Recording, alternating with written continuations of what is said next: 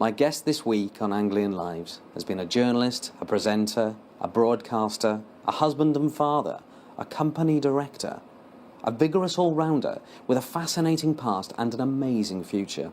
Gregarious, popular, a famular man, yet never happier than when relaxing in his own 5-bedroomed, self-built house with 3 acres of land and access to a private stream. But who the hell is this mysterious enigma? This mysterious enigma is Alan Partridge. Excellent. My guest this week on Anglian Lives. Yeah. This is Norfolk Nights with Alan Partridge. Alan Gordon Partridge is the best and best-loved radio presenter in the region. That was for anyone who's going through a trial separation or messy divorce. The Human League with the Don't You Want Me? 50% she got. It's weighted against the man. He was born into a changing world of rationing, teddy boys, apes in space and the launch of ITV. But the Norwich of today is a very different place, although the market still remains. Hello, I'm Alan Partridge. Alan's broadcasting career began as chief DJ with Radio Smile at St Luke's. Second hand, but it's in quite good condition. He makes a point of returning every February. Has anyone never heard of me? No. Right, it's very rude to say After replacing Peter Flint as the presenter of Scout About, he entered the top 8 of BBC Sports presenters. Bang! And join me, Alan Partridge, for the big race at Marple, the horse race. But Alan's big break came with a primetime BBC chat show. Aha! Sadly, Knowing Me, Knowing You battled against poor scheduling, having been put up against News at 10, then in its heyday. Due to declining ratings, a single catastrophic hitch, and the dumbing down of network TV, Alan's show was cancelled. Not to be dissuaded, he embraced this opportunity to wind up his production company, leave London, and fulfil a lifelong ambition. He returned to his roots in local radio. Call of the night. OK, the lines are buzzing for tonight's hot topic. Who is your favourite rough-voiced singer? Rod Stewart and Chris Rea, big votes for them, but they've been massacred by a late surge from rasping taffy Bonnie Tyler. Wonder how many she smokes. Roots that first sprouted in a field in East Anglia. That's my watch. Well, just lost my blooming watch. Ha! Actually, keep that bit in. It's nice. I think it gives it a human touch. Nice. Now single, Alan is an intensely private man and a keen businessman. 300k all we take it to Sky. He's always on the lookout for new investment opportunities. In town. Tonight, we examine both the public, private and professional faces of Alan Partridge.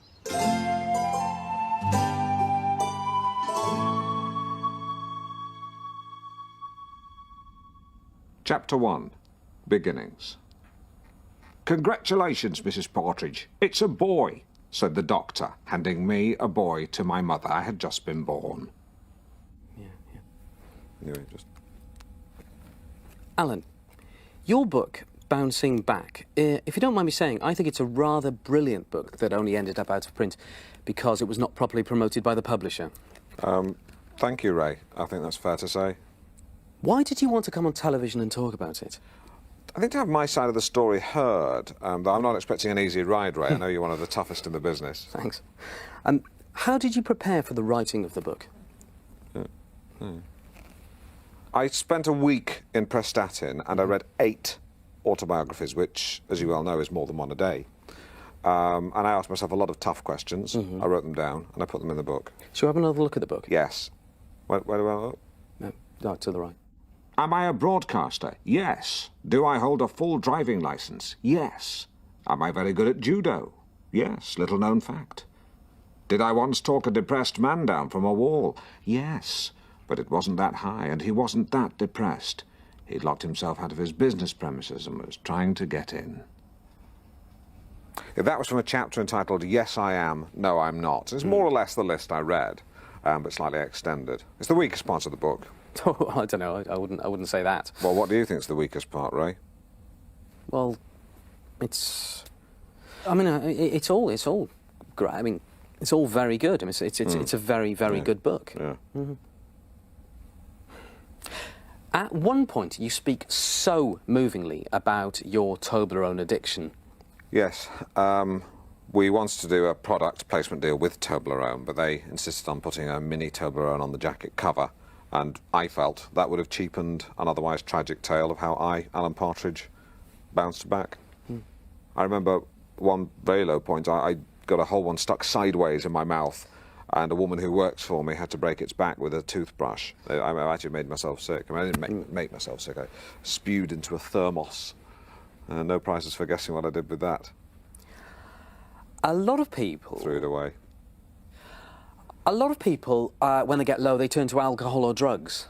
Yes, I know a producer in the business who is an alcoholic. But, you know, he makes a living, so people ignore it. When he's on the wagon, you see him in the pub with an orange juice, but you can tell he wants one. And, you know, his wife's left him again. She won't go back to him this time. Oh dear, it was a bit of... He didn't knock her about. If anything, it was the other way around. I mean, you know about that. Alan is extremely skillful at scaling the dizzy slopes of sports commentation. This course actually reminds me of when I was tobogganing at the age of 16. I hit something and fell off. I was concussed. Hit a cat. No cats here, of course. The groundsmen are quite strict about not letting cats onto this course. One of those things comes down on a cat, it doesn't stand a chance. Sevi Ballesteros, the bullfighter. That's what I call him. Though, technically, he's a professional golfer. A friend of mine said recently, what do you get if you cross a ballerina and a bastard? Ballesteros was his answer. I guess if you analyse it, that Sevi combines the qualities of both those animals. He has the lithe sophistication and nimbleness of a ballerina, combined with the hard-nosed, ruthless thuggery of a bastard. You had a fantastic career on national television, and yet you walked away. That's the truth. I know. Yeah, whatever anyone else says. I didn't like myself back then. I was seriously frigged up. But I'm much happier now. In fact, every morning now, I get up in the morning, look at myself in the mirror and say, I'm Alan Partridge, and I like you.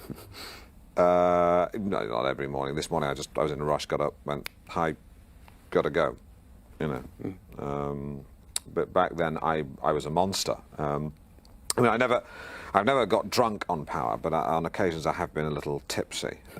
These days I just stick to a half, maybe two at the most. If I'm driving, I'll just have a half. Yeah, I mean, I realise I'm just talking about drink now. Yeah, that's fine. Yeah, not power. OK, it's not just me asking the questions tonight. We're also joined by my electronic assistant, Digital Dave. Digital Dave. OK, Digital Dave, far away. How long did it take after your wife left you for your divorce to come through? Wife? Wife, yeah, sounds like life, but it's wife, sorry. How long after my wife left me did the divorce come through? 2.5 years. What do you think of American football? It's just futuristic rugby. Is your wife still with the man she left you for? Sorry, it's wife. I know it sounds Wife's like life, but... No, she's not. What is the best way to cook a sausage? It's best What's way. the best way to cook a sausage? Sausage, yeah. Fork prick the skin to allow the moisture to escape. Simple as that. What would you say to any young people heading for London? To any 9 people heading for London. So what would you say to any young people? Go for the day, visit Madame Tussauds, get the hell out. Alan has left the smoke firmly in his wake. You won't catch him paying the London congestion charge. Elvis Costello there, part of our anti-London night with I Don't Want to Go to Chelsea. Ironically, Mr. Costello does in fact live in London. What a bloody hypocrite. I was going to play London Calling by The Clash, but it's awful. OK, right, just to let you know, the comedy character I featured on the show last night, the Iraqi, the Baghdad-based train spotter, has been cancelled and will no longer feature on the show. Out of my hands. Alan, where do you think TV is going these days? Downhill? Absolutely. I mean, my attitude to television became so low, as in not singular, but down, that at one point I was considering not having a television in my house. But in the end, I just went for one of those plasma widescreen ones, which are expensive but good, and I can afford one. But of course, it's not all downhill. Some of it is uphill. Because this is a very exciting time for digital TV. Absolutely. I saw 2 excellent documentaries last week, both about mudslides. What's your favourite film? Titanic. I think what James Cameron did with that film was extraordinary. I mean, I went to see the film and afterwards I just had to drive straight home. You know, normally, after I see a film, I have a curry, but after that, I just drove straight home. I mean, the film was also 3 hours long, so no, I was open. That was the other reason I couldn't have a curry. What's your least favourite film? Gorillas in the Mist. I think it's a tragic waste of Sigourney Weaver. But if you mess about with monkeys, you will pay the price. Super Talk! And we're triple super talking tonight. 3 topics running. Alan has never been afraid to tackle sensitive issues. He frequently sails close to the bone. More trial separation. 2, what should we do about thieves, robbers, murderers, and mass murderers? And of course, the subject that's got the lines here in Meltdown for the second night running. Would you eat a colleague to survive? OK, line 1, we have Roy from Caister St Edmunds. Roy. Hello? Roy, what do you eat, man? Well, I was just thinking about those rugby players, right? What crashed their plane in the Andes Mountains. Yeah, about bounce. Yeah, and I was wondering, if they'd all been supermodels, or had crashed and not rugby players, then there wouldn't have been as much for the survivors to eat. Yeah, I see what you're saying, Roy. However, supermodels have smaller appetites, so the lack of meat wouldn't really be a problem. Similarly, if a plane load of sumo wrestlers came down, they'd have a bigger appetite, but then, there'd be more of them to eat. So it sort of sorts itself out. Yeah, there's not much meat on a supermodel. Yeah, I know, that would be... Yeah, but I just made the point that in a plane of supermodels, the surviving models wouldn't have had much of an appetite anyway, so that sort of answers your point. The sumo wrestlers have got, a big appetite. I know! But as I said, in a plane of sumo wrestlers, Roy, there would be plenty of sumo wrestler meat to go round. I'm trying to have a serious debate, mate, about the rights and wrongs of cannibalism between people of similar stature. I didn't mention that earlier, but I would have thought that was implicit. You see my point, Roy? Yeah, sorry for wasting your time. That's all right. I'll speak to you again tomorrow. So, shall we have some more questions from Digital Dave? Yeah, sure. Did you have a favourite uncle? Did I have a favourite uncle? Yes. Yes, I did. Uncle Harry. He died last year, a virgin. Oh. Have you ever stolen anything? The only thing I've ever stolen is other people's thunder and the limelight from Sue Lawley. What's your favourite place in the world? Gatwick Village. If you could go back to that Is that time... the end of Digital Dave? Yes. Yeah, I should say. Sorry. If you could go back to that time in your life when you were temporarily hardly, very, very slightly overweight, what would you say to yourself? Put down the Toblerone, go on a diet, get yourself a girlfriend, grow a beard, which is what I did. Mm-hmm. What do you do these days if you feel low? To relax, I collect celebrity memorabilia. This is the original first draft script from the comedy thriller Action Jackson. So, I've not seen it. And, for example, I have the dashboard here from the XJ6, as driven by Edward Woodward in The Equalizer. I'm very proud of that. Also, these are the trousers worn by Tom Baker as Doctor Who. The actual trousers. The actual trousers he wore. I wanted the scarf, but a phone bid came through from Tokyo. So the time is 10:09. That's the time. I'm talking to Amanda Crowther, Britain's top lady hawker. I don't mean she coughs a lot. Oh, sorry. That's all right. I do actually cough a lot. Funny hawker. Although you should actually get that checked. Could be throat cancer. It's now she keeps birds of prey. That's actually quite funny because I was thinking of calling this part of the show. Normally call it Super Talk. I was thinking of calling it Super Hawk. Yes, you'd have to call it super kestrel in this case. Drop that. That's kestrel super. That's what tramps drink. Super tramp. Told you to drop it. Now, Amanda, can you train to the same degree of accuracy the following birds? A gull, a pigeon, a robin, and a bat. No. Why not? Well, the birds have, if you like, a cognitive map in the brain, and that map is more highly developed in certain species than in others. That bell ringing, by the way, is the bell that's attached to her foot. Yes. Why is there a bell on the foot? Well, it's so that we know where she is. Yeah. You can see the problem in the radio studio, though. Yes. Oh. Should have thought about it before you came on the programme. What are your beliefs? I believe in the paranormal, I think, ever since I saw Christmas Carol. I don't mean a Muppet Christmas Carol with Sir Michael Caine, in which he gave a very moving portrayal of Scrooge. I mean the original cartoon by Dickens. Mm-hmm. But in terms of religion, I also sometimes like to hang out at the coffee shop in Norwich Cathedral, which shuts at 5, which is perfect for me. But it is 5 on the dot. There's no leeway. For a cathedral, they can be pretty officious. They sell club biscuits and scones in cling film, one of the few places that still do. What's happening to our national heritage? Alan likes to contemplate his beliefs in the great outdoors. Hi, I'm Alan Partridge. I'm a busy man. One day I can be recording a TV show. The next, I can be shuttling up to Harrogate to host a Get Motivated weekend for the Bostic sales force. But when I go back to Norwich, I like to relax by rambling.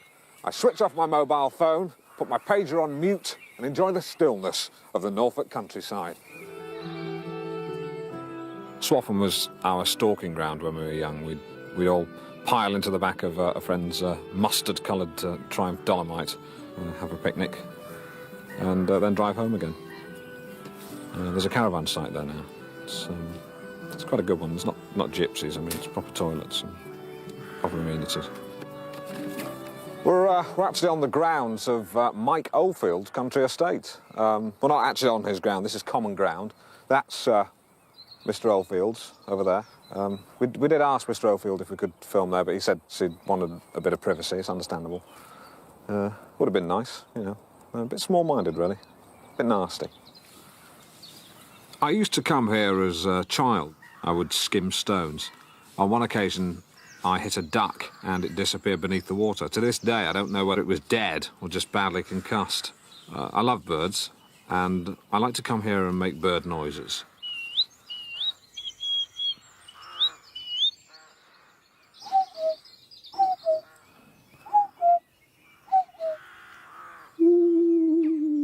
I'm no Dr. Dolittle, but there are times when I think birds are the only ones I can really talk to.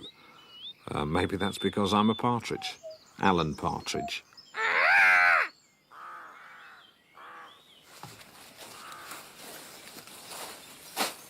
Someone should clean up these leaves. It's good to see you wearing trousers, too. I imagine wearing a skirt would be very unwise with a hawk flying around. What do you mean? Well, I'm sure there's some sicko out there who put a mini cam on a homing pigeon and train it to believe that Knickers is home. Okay. What do you feed hawks on? Mice. What, real ones? Yes, you can buy them frozen. You mean real mice? You don't mean chocolate mice? No, real mice. You do that yourself? Well, sometimes let my children do it, actually. I think getting children to feed dead frozen mice to birds is technically weird. Well, they're not frozen when I give them to the birds. We let them thaw first in hot water. Oh, my God. Has one of them ever come back to life and then died in the boiling water again? No. It's bad enough for hawks to eat mice. Can you ask it politely but firmly to stop waggling the claw with the bell on? I think it's bad enough for hawks to eat mice, but I think, the freezing, boiling thing is just inhuman. It's just natural selection. OK, here's Mark Almond. I heard an awful story about him the other day. I'm sure it can't be true. What are your 3 rules of life? Well, I have 3 rules, Ray. 1, have a cup of coffee in the morning. 2, don't trust anyone. And 3, floss. Shall we have some more from Digital Dave? Absolutely. What famous people do you know? That's a tough one. I'll tell you what, best thing is probably if I looked at my phone and let it speak for itself. OK, here we go.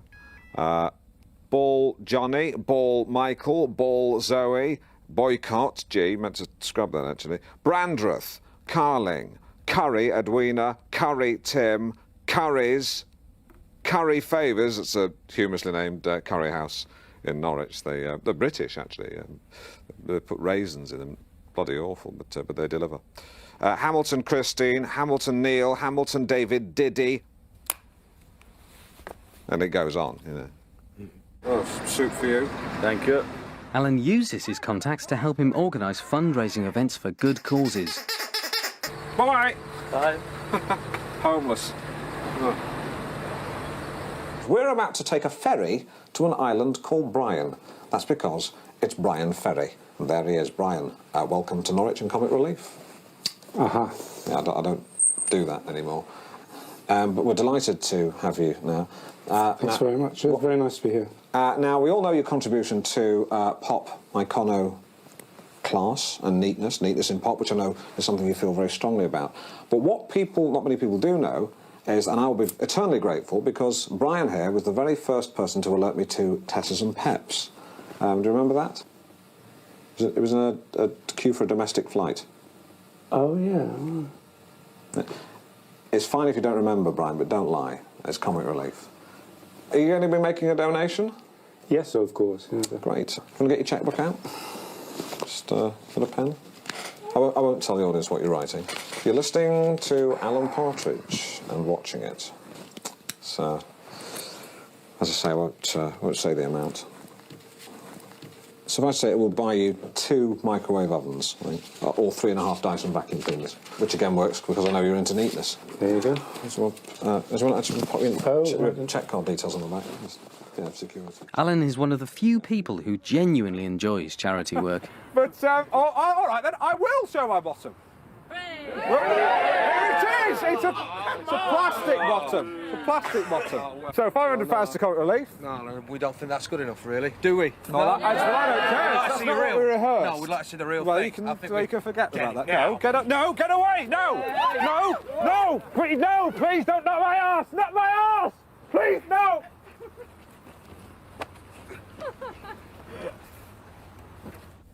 You have 2 children. Yes, both unplanned, and unfortunately they do pick up on it. Mm-hmm.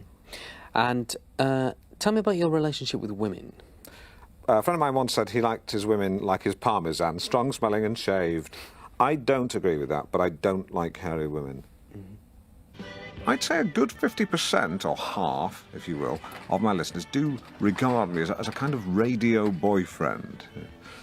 And they are women, as far as you can tell. Mary's on line 2. Hello, Mary. Hello, Alan.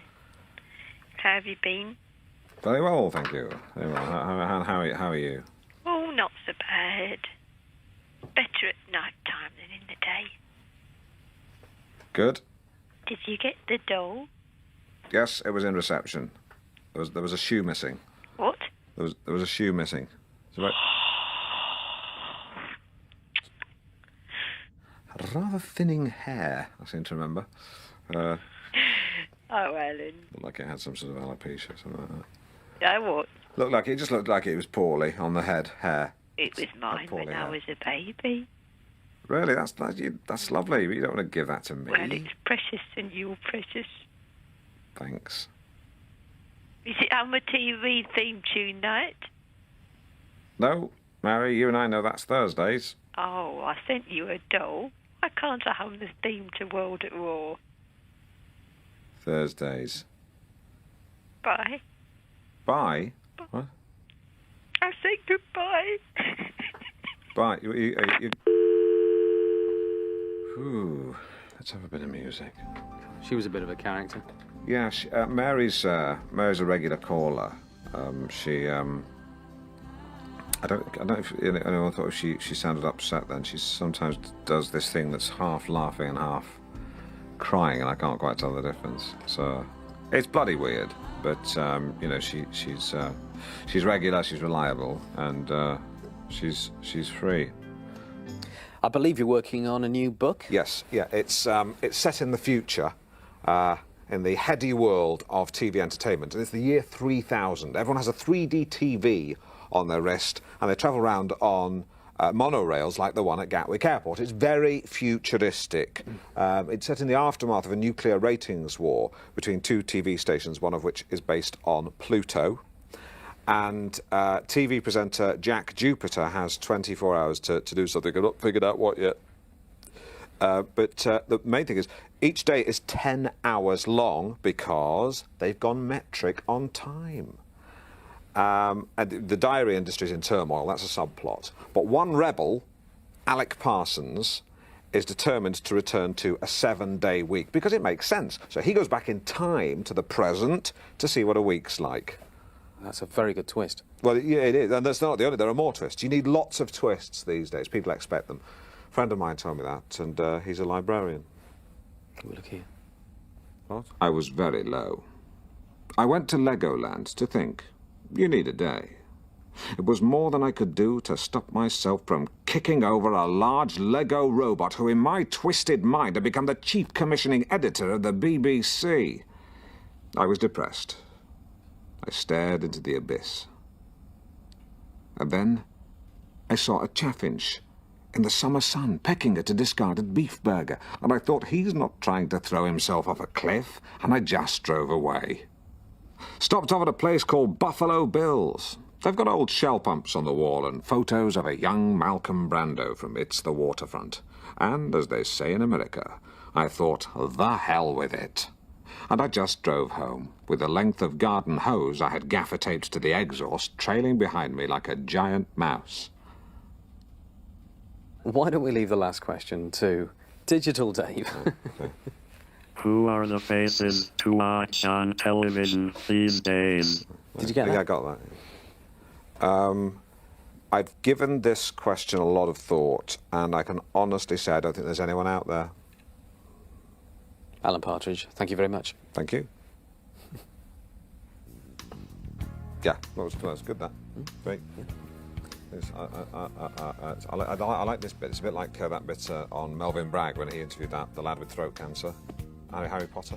Dennis Hopper. Yes, I like this sort of keeping the mics on. It's very interesting and trendy. Yeah, cheers. Do you fancy a quick drink? Is it who's going? Just you? Is it? Yeah. Yeah.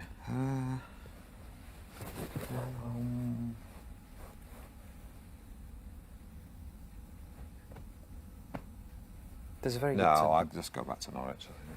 Yeah. Well, thanks. See you around. Yeah. God's sake, I can't get out here. It's this way. Okay. I was told it was over there.